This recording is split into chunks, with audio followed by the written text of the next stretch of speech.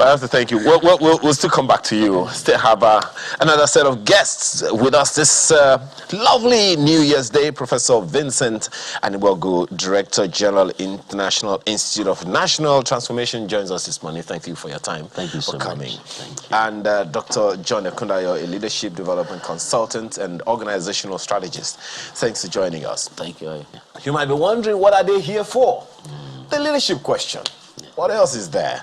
And of course, especially national development. Many have said the glaring reason for the present state of the country is poor leadership, which has affected national development and all of that. So let me begin with you, Dr. Ekundayo. Yeah.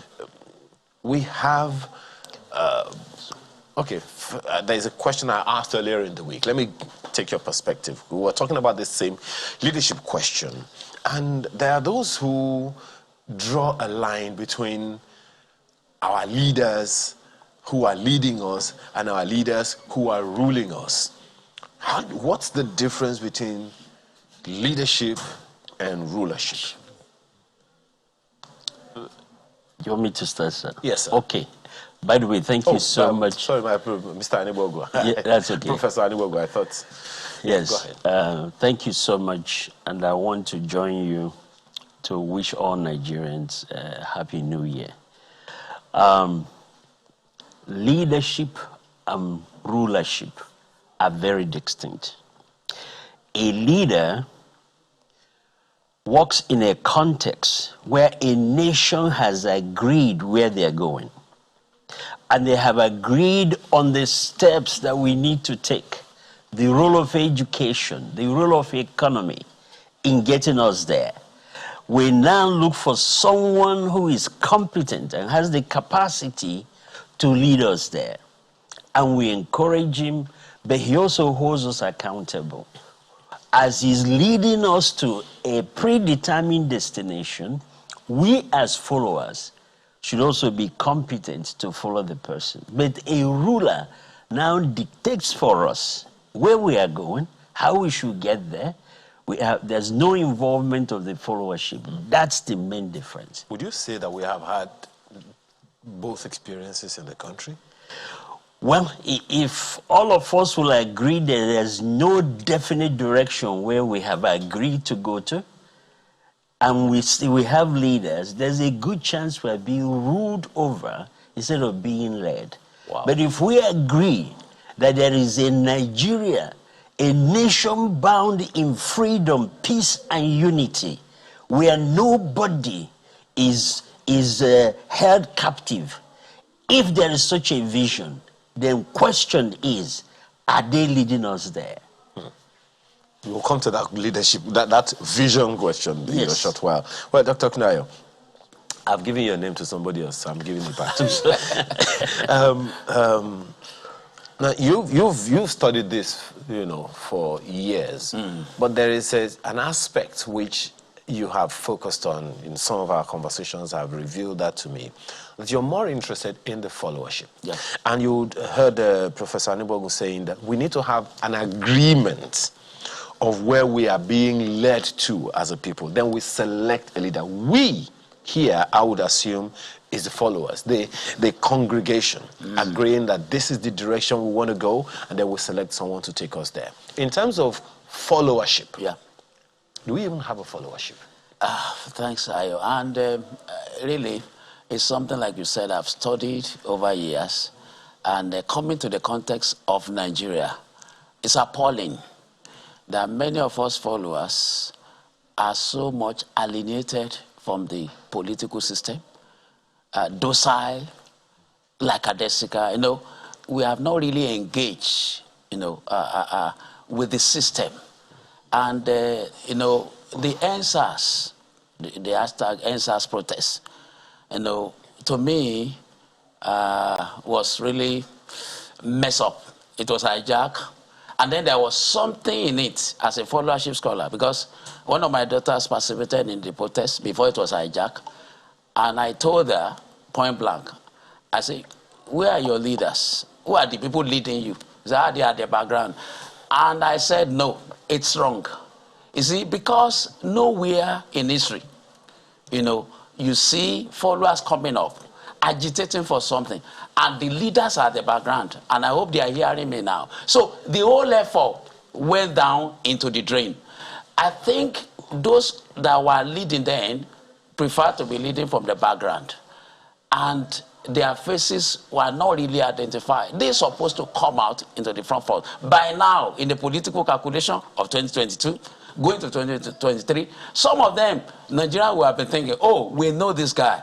He could go for chairmanship here. We know this guy. He could go to House of Assembly. This guy can go for House of Rep, like that. And then we begin to see the real followers imagining. So we need to do a lot about followership in this country. You see, because the politicians will keep on, enticing them, inducing them with money, and we are in it now. This is the year of the primaries towards 2023. And unfortunately, we have followers that are docile, we have followers that are not, and most of them, they are not educated. In fact, the educated ones are the ones giving us more problem. You see, they make more noise, they make more noise on the social media platform, Instagram, Facebook, WhatsApp. Easy, but like, Pastor Edepola was saying here in the last segment, most of them cannot even get the PVC to even vote in the election. Most of them, they don't even when they have the PVC, many of them will not come out on the day of election to vote. And many do not have any political affiliation. You see, so that is where we are as a country. Okay. But we need to shape up. Prof, Sir.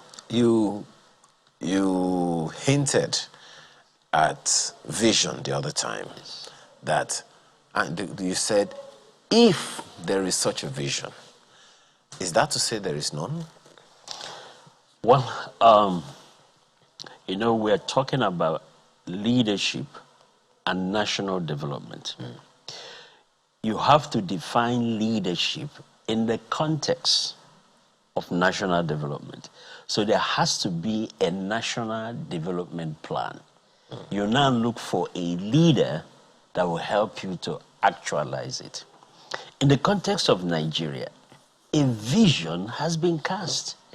If you look at our national anthem, for example, it says, "Arise, O compatriots, Nigeria's call obey." There's a call already that has gone out. What is the call? To serve our fatherland. Okay? And then he gives you the qualifications of that service in love, in strength, and in faith. What is faith? Seeing the future that the nation can attain and serving in boldness and in confidence to get us there. So there's a vision that will arrive us at one nation that is bound in freedom, peace, and unity. In fact, the old national anthem, which to me there's really no difference, it says, a nation where no man is slaughtered, where no man is belittled. A nation where we live in brotherhood. I don't know which one you were born into, Mr. Both. You were born, I used to sing that with passion. Nigeria, we hail thee, our own dear native land. Though tribes and tongue may differ, but in brother. Do you have a leader that's actualizing that? The vision has been cast. The contest has been set. A leader comes in to actualize that. And I dare say, a leader that's not actualizing that is not serving Nigeria. Therefore, you are not a leader. You are to come and bring to pass the agreement of the people. So there's already an existing vision. One nation bound in freedom, peace, and unity, where everyone has an equal opportunity, not equal result. You give everyone an opportunity. Through enterprising, they produce their result. If they don't produce any result, then they starve. But you don't give everybody equal result. That's what a leader does. Okay. Now, you've hinted at the National Development Plan. Yes. We've had national development plans since as far back as I can remember. Exactly. We've had pre-independence. Yes. We've had first national development plan, second national development plan, third national development plan. Yes, yes. We've had Vision 2000, Vision 2010, Vision 2020, and all those things. And now we have a national development plan 2021 to 2025. We need 340-something trillion naira to actualize that particular one. So, leadership and this national development plan, would you say there is a consensus among Nigerians for this plan, or you think our representatives have adequately represented our interests in that plan? Well, Mr. Ayo, let me ask you a question. Did you partake in the development of that plan? Were your views sought? Well, there are those who will argue that we have representatives in government who... Even representatives are supposed to come back to their constituents and get their buy-in. Yeah. You see, I cannot follow a vision that I'm not part of designing. I don't understand it. It creates a disconnect. You have to get me involved so I can buy into it. I can defend it. I can pledge my talents, my skills to make sure it comes to pass. When you mention that, it's alien to me. I don't know what it is. It's nothing but a beautiful piece of paper to which I have no emotional connection because I was not consulted. Dr. Ekundayo, Yep. how significant is that? We have leaders in office for a reason. We have members of the National Assembly for a reason. Isn't that their job to come up with these plans? Yeah, let me just, when you were talking about plan, you know, we have plans, like you said, in time past we had, and we still have now. I can see the Vice President, Professor Yemi Osinbajo, talking more about this plan. But I'm not excited. Really, Prof made mention of something. It's not inclusive. You see, leadership, let me go back to leadership. Leadership involves followers, leaders, in a context, like three concentric circles. There's something that connects them together. Leaders are on a journey. You are taking followers to a destination, mutually agreed destinations. So that's why I look at followers in this country and say, well, we are docile. Because, you see, just like Sonny Ade sang one time, you know, is the driver driving me forward or driving me backward? You know, I have to use that analogy. You see, but Nigerian followers, they don't care. They seem not to care, especially the elites there, those who are well-read, those who are well-educated. You didn't conclude that song by Sonny. The answer is, I don't know. I don't know, and that is it.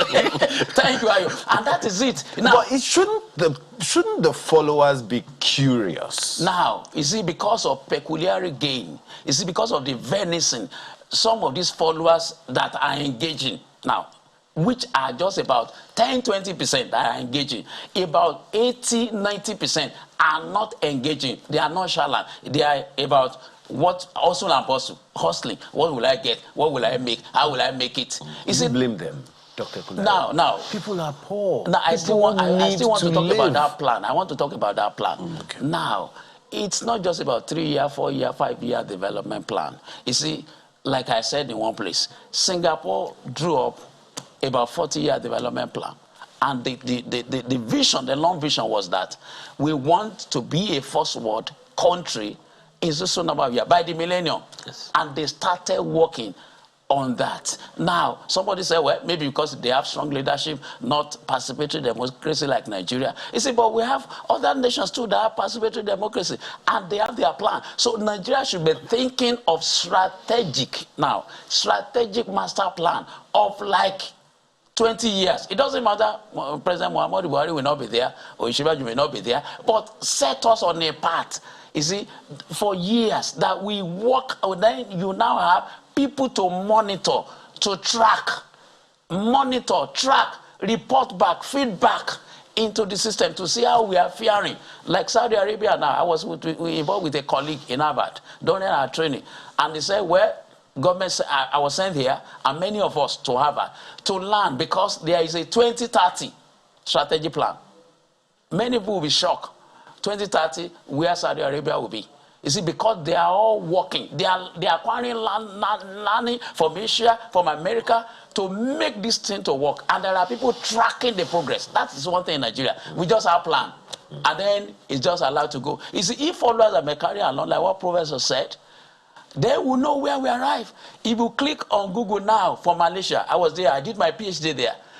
And just NKR, National Key Result Area, NKRA, just put it on Google. That is following the master plan of Malaysia. It will give you on road development, education, health. You will see it. Citizens will see it. We don't see anything here. The more you look, the less you see. Prof, So, let's cite the example of that vision, the example of that vision that he cited. That's the kind of thing that I had in mind. You're correct. The vision has been cast, one nation bound in freedom, peace, and unity. yes. In brotherhood we stand. Nigerians all are proud to serve our sovereign motherland. Yes. All of that is there. But to what end? He has cited the example of countries that said, by so number of years, yes. we want to be this. Yes. By so number of years, we want to be this. There are those who will reference Russia or Germany. During the Industrial Revolution, they decided that this is what they want to become, and they became that. What do we have in Nigeria? And what visionary direction would you recommend that, given the energies and the strengths that we have, this is what we can achieve within X number of years? I totally want to agree with Dr. Okundayo. I love Singapore. In the Institute for National Transformation, that's one of the models we have taken time to study, because their background is very similar to ours. You know, back in 1965, Singapore was a very poor country. Very poor. In fact, let me tell you this. Let me tell you a story. Singapore gained independence, I believe, September 15, 1965. On January 1966, he was invited to Nigeria by Sir Abubakar Tafawa Balewa for a Commonwealth conference to discuss Rhodesia. How old was Singapore as a nation when Lee Kuan Yew arrived in Lagos? Less than 5 months. Less than 5 months. Nigeria has already been in the business of nation building for 6 years. When he arrived, of course, he said Lagos was in a siege, just like we are still in a siege. Sir Abubakar Tafawa Balewa held a banquet that night at Federal Palace Hotel. And he was sharing his experience sitting with a very famous Nigerian politician at that time. I don't need to mention the name. What I'm talking about is in chapter 22 of his book, From Third World to First, the Singapore story. And he was sharing the discussion he was having. Mind you, he has been in office at that time as a nation for less than 5 months. But listening to our leader, from the conversation, he made a statement. Nigerians are a different set of people dancing to a different tune. And he concluded with the mindset I see. Based on what I'm hearing, this nation will never develop. 55 years later, he is still proven right. In the meantime, they have gone to become one of the best-run nations in the world, the third or the fourth richest country in the world without any natural resources. What was it that he saw that made him conclude that as long as our leaders have this mindset, Mr. Ayo, Once I know your mindset, I can predict where you're going. But how useful will that mindset be to building a nation? You'll allow me to pause you. Yes. We'll take that on when we return from this break. Exactly. Please stay with us.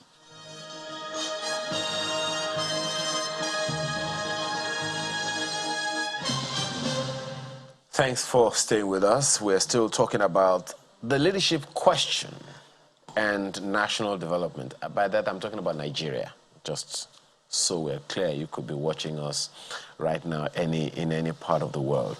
Prof, you were sharing the Singapore story. Yes. And you were talking about certain chapter 22, all of the, and all of that. But then you also cited a mindset thing. That's it. When you talk about mindset, yes. Whose mindset at this point?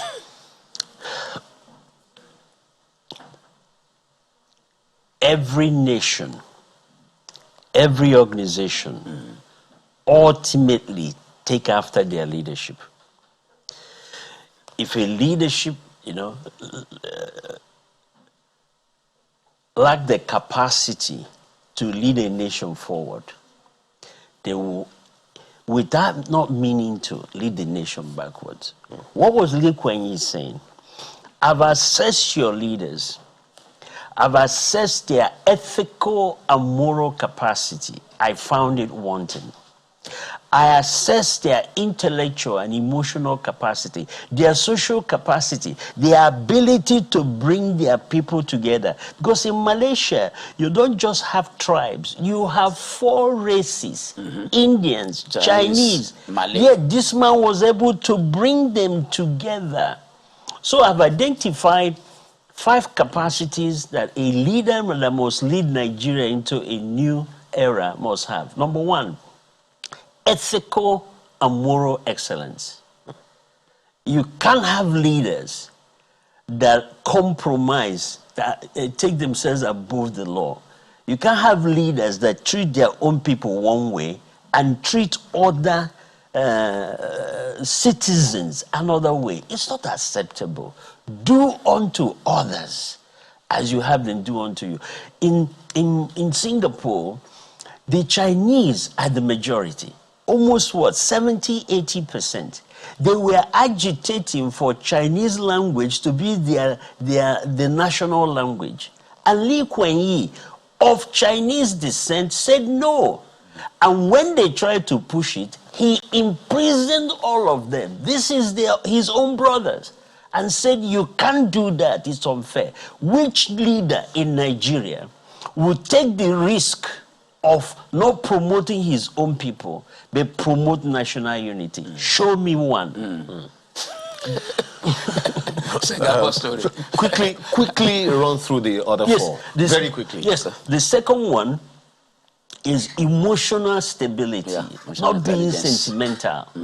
The third one is intellectual capacity, understanding that there are 7 spheres of the society, there are systems that govern them. You may not be an expert in all of them, but have an idea how they work together and be able to find leaders that will push it. And number 4, you must have a good social capacity. Ability to bring people together, bring the best out of every group. And finally, in order to do this, you must have physical vitality, because it's hard work. You can't bring somebody who is half dead and want him to run your nation. They don't have the energy. Dr. Kudayo, during the break, one of our breaks, you talked about accidental leadership. Why that's it sounds a little troubling and needs a little more exploration. Is because where there is a vision, there needs to be a conscious leadership choice. So, because if you want, to set up a bank, for instance, you don't go looking for farmers to come be your tellers. You have to get the right persons for the right job in order to get the job done. So, but I don't think what did you call it, accidental leadership can happen in a well-structured organization. Yeah, well-structured society. Now, let me just respond to you. You see, because Look at from 1999 to date. You see unwilling leaders. That's another language I will use for them. Apart from accidental leaders. Obasanjo just came out from prison. After being in prison for a Fanta coup or whatever, and then some people thought in their native wisdom, Nigeria wants to divide. People like IBB and the rest, and they look, oh, who has a nationalistic spirit? That was the thing that was prevalent then. Because, you know, and then, oh, we knew Obasanjo before. He was a military leader. He has this capacity to bring all of us together, whether you are a Doi, BBO, Hausa, Fulani, and the rest. And the man just coming from prison. He has no political aspiration. He has no whatever. Because hurriedly, okay, they say, okay, you belong to PDP. Oh, yeah, join PDP. And the rest of it is in history. And then he became our leader. And he ruled us again for 8 years. Like, he was a friend of Lee Kuan Yew now, Prime Minister of Singapore. He used to go to, when I was in Singapore, I spent 4 years in Singapore. Baba Obasanjo will come to Singapore. Now, how much are you be able to glean and learn and put into our system? It's a question. Now, I'm asking. So, when you talk about a vision, you see, the followers, too, they are not really incorporated, like what Prof said the other time. There are some people, this is where I'm going now, the crux of the matter. There are some people in this nation who believe it is their onus to pick leaders for us. And they are at work now. They did that for us in Buhari coming to power. And like I said of Obasanjo too, it's always every season. 2022 is their year again.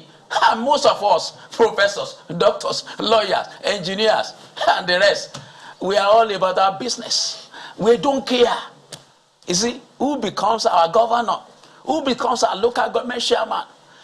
Now, these politicians know the people who really vote. But they are the mechanics. They are the drivers, the NUTR, VW, or what do you call them? You see, these drivers and all the rest of them, the yellow jazz and the rest of them, and they go to them. You talked about the challenge of followership, or are we then to say that it is that the failure of followership is responsible for the failure of leadership? Correct. I would say that. But people normally say, hey, it's because the followers, a lot of poverty, leaders have led them into poverty. Will poverty not make me to be able to reason and think? That's you.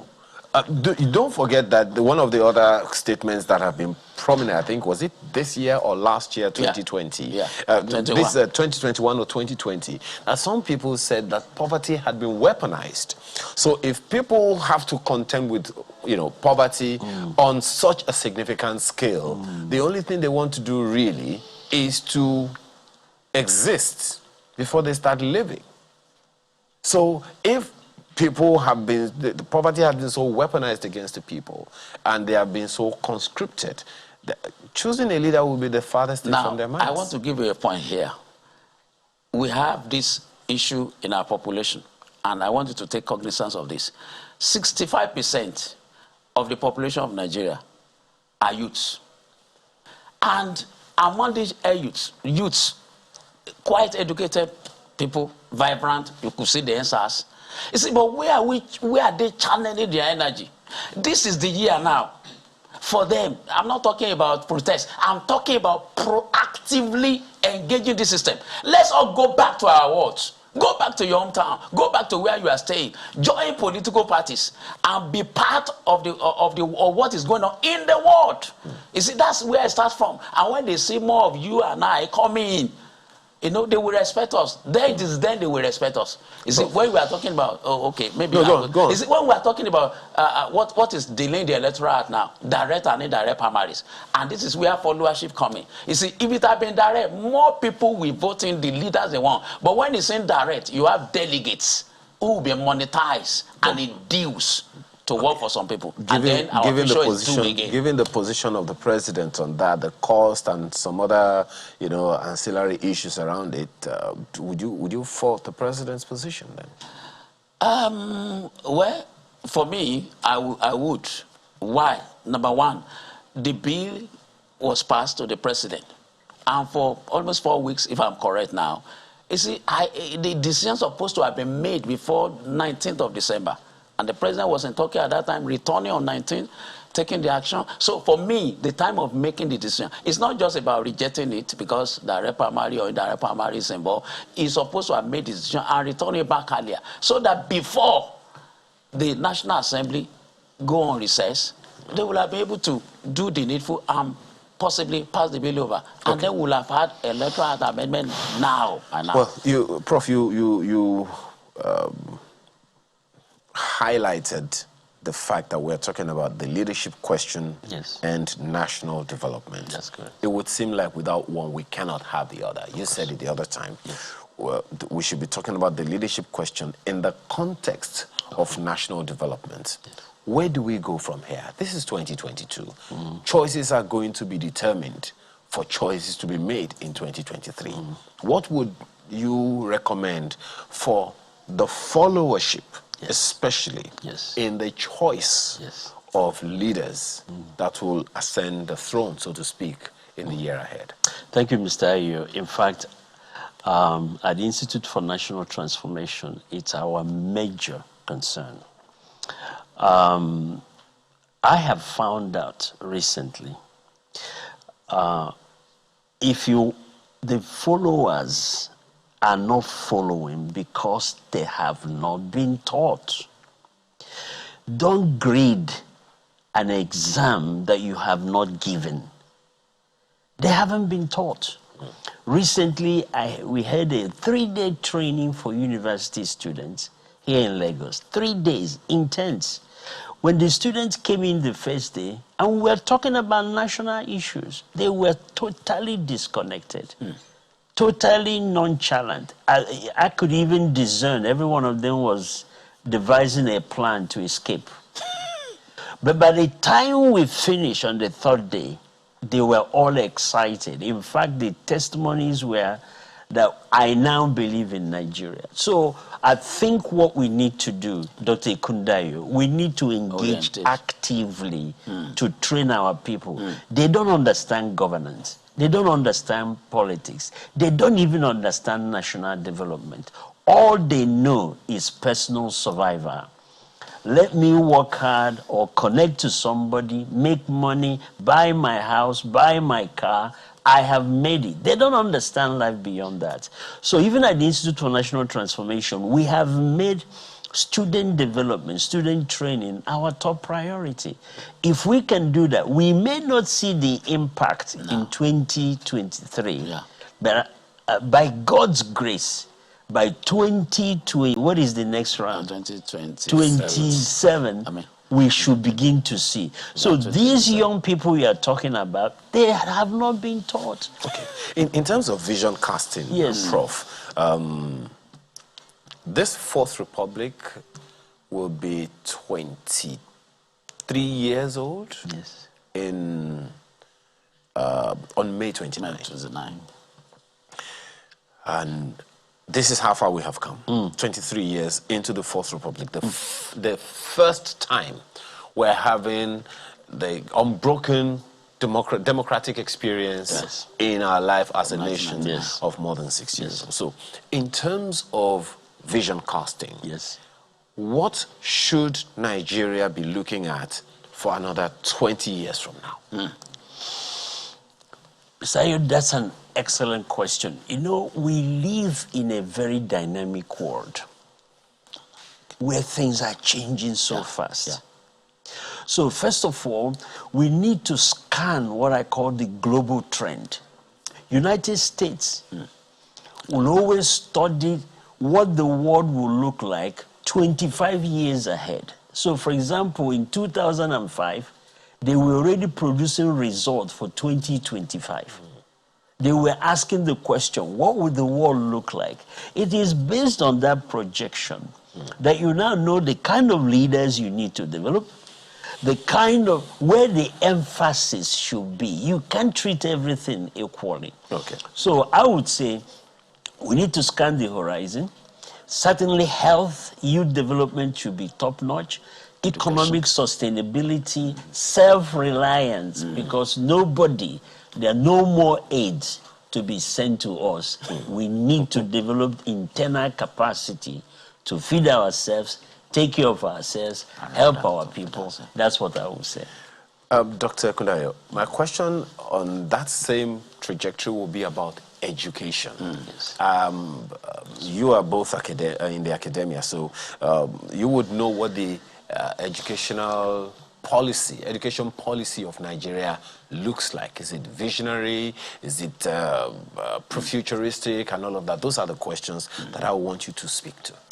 We were on a platform yesterday, and where former vice chancellor of the university was saying, "Oh, the government should fund education more."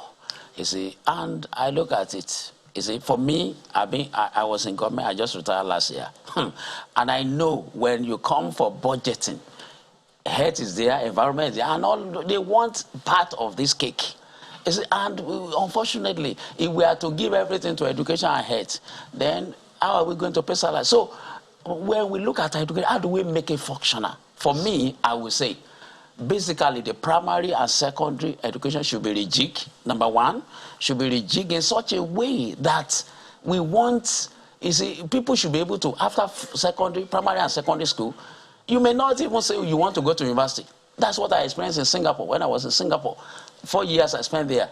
And, I discovered that from secondary school, many of them will just go for a job, go and work for 2-3 years before they are thinking of polytechnic or university. So if we can make it more vocational so that you learn 1 or 2 trades from primary school to your secondary school, 1 or 2 trades. So by the time you finish, you may not even immediately go to the university or go to the polytechnic. You see, you can already begin to produce, because our nation now needs to be producing. You see the National Assembly putting more than 1 trillion into the budget because they are thinking that the oil price that's not stable will go up in 2022. You see, and where is the production? So this is the thing for our education. It has to be made more functional, and then for our tertiary education, also we keep on having issue with the government, because government cannot meet.